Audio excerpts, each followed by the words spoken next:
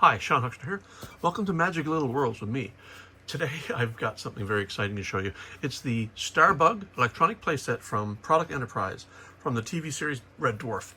I've had this for a very long time. I bought this when it first came out and I was very lucky to get it. And I don't know, what it would cost now if you tried to get this on eBay. It would be kind of insane. Why is this a Magic Little World? Well, it is a beautiful model of the Starbug, which is the shuttlecraft from the Red Dwarf massive mining ship that is featured in the TV series Red Dwarf. If you're not familiar with Red Dwarf, I don't know where you've been. It is one of the most renowned comedies, space comedies ever. Even if you try to watch it now, I'm not sure it holds up. I've tried, but at the time it was wild. It was everywhere. Everyone loved it. So what they did is they created this beautiful, beautiful Starbug chip. And this could be a model kit. Look at this. This is not some toy play set. If you were to look at this, you would think this could be a model kit someone would build. Look at the paint job on it alone. It's spectacular. It is well weathered and it's graded everywhere. It is just beautifully done. You've got these little antennae here, which are not soft plastic, so they will break if you're not careful. When the bubble that comes over this thing had a protective area to make sure that didn't break. Luckily, mine has not broken.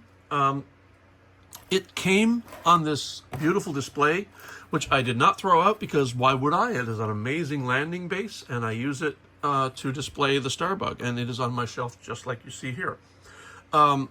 So why is this a playset? Well, first of all, let's talk about the packaging just for a second. It's from Product Enterprise. Product Enterprise gave us some beautiful Doctor Who and Space 1999 toys, among other wonderful things. And then they just sort of went away, which just happens to too many toy companies, in my opinion. Smegtastic features.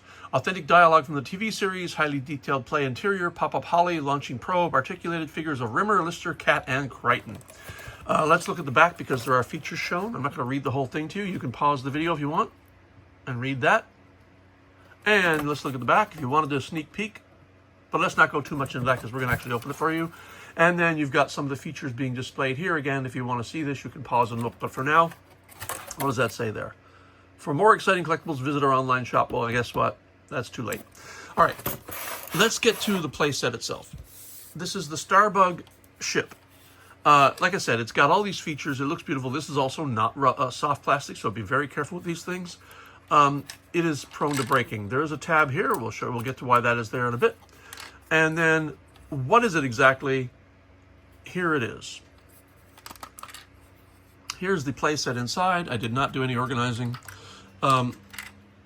Let's get the figures out. It is, I'm going to zoom in a little bit. I'm going to move this out of the way. Oh, there goes my set. Doesn't matter. I'm going to zoom in now so you can have a good look at the set itself. All right. Here's where we'll remain probably for the rest of the video now that my backdrop has fallen over. So you have Crichton.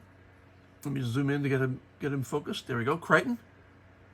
And look at the likeness. For this thing to be about, I'd say about 1.5 inches tall, slightly taller than a Polly Pocket, twice as tall as a Mighty Max. Just look at this thing. Look at the detail of its face. That's Crichton for sure. And then we have the cat. Hey, look at that. Even the fangs. You see the attitude off this cat. It's perfect. Played by Danny John Jules. And then there's Lister and Rimmer. Rimmer has the H on the forehead. This is amazing. They're all bent over in the middle, like a Polly Pocket figure or some other figures. And there's no other articulation on the figures, but they do fit into the set. Let's talk about the set itself. Let's start, as I often do, with the base. And we'll start with the cockpit. So we have the cockpit here with two pilot chairs. And then we have the control console. Nothing particularly special there. It's really nicely done. But there's no play features here. It's just that you can place your figures there and fly your ship. And then you've got controls in behind.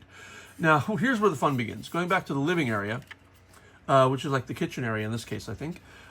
You've got a guitar, one of Rimmer's guitars. You've got golf clubs just lying around on the floor. A crate there. You've got like a barrel lying on the floor because Lister keeps this place in a mess. And then you got like the kitchen table with food that's sort of spilled out everywhere, and then you got a toaster, and then some beer cans, I think, because Lister's actually holding one in this shot here. So that's one taken out of the 6-pack, as you can see, and then here is a little like oscilloscope gauge. We'll show you what that's for in a second. Well, let's show you now. Why not? So there's a 5th character here that they don't talk about in the packaging. When you push down the toast, Holly pops up. And Holly, if you know, is the sarcastic ship's computer, and he's just a wonderful character. All right, let's move on up to the top deck, where we have 2 bunk beds, Lister and Rimmer. Rimmer's is the top bunk, and Lister's is the Lister's is the top bunk. Rimmer is the low bunk. The lower bunk is very neat and clean, and the top one is not, because Rimmer is a overly fastidious character, and he's actually a hologram in the ship. He actually died in the disaster that killed everybody aboard except for Rimmer, who was in cryo freeze at the time, as punishment for bringing on an illegal cat without quarantine. Moving over, we have the utility area, which has laundry. I'm not quite sure what that is, but if I watch the show, I bet you it would tell me what that is. And then just some things around, and this is probably like a microwave or something. It's been a while since I've seen the show. And your typical table, and of course some just gear here. All right. One of the play features is this missile, which fits into the Starbug's belly down here, I believe. Yeah, right here.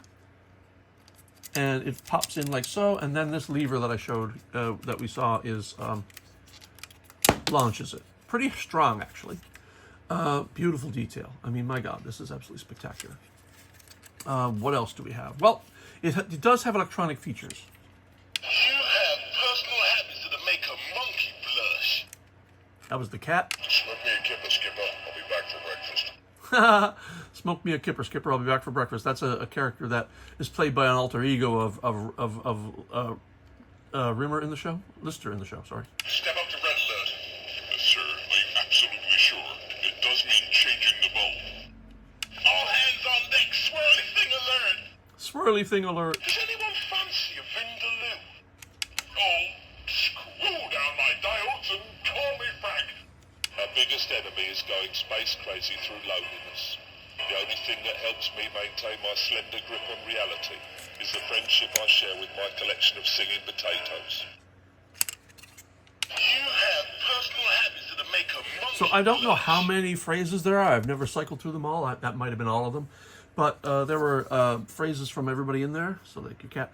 Let's just pop some figures around. Let's populate the cockpit.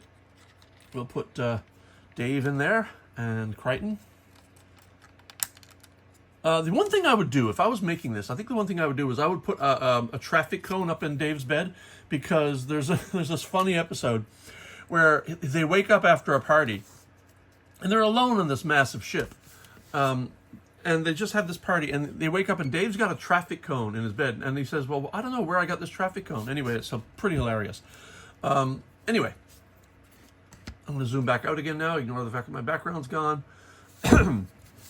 I've really been waiting to display this set since I began my Magical Little World series. I've been trying to figure out when I wanted to do this and how, because it is really spectacular, and I wanted to show it off. But I also wanted to be careful of what I said about it. I had no plan. I think these guys are blocking me from closing it right now. Let's just close it. There we go. But wow, right? If you are one of the lucky few that holds one of these, you're so lucky, and as am I. Anyway, shorter video because despite the fact that it's gorgeous, it doesn't have a ton of play features to walk through, nothing to complain about, so obviously that's going to make the video shorter.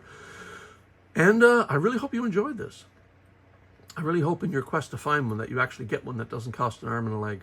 All right, guys, for Magical Little Worlds, thanks for watching. Bye-bye.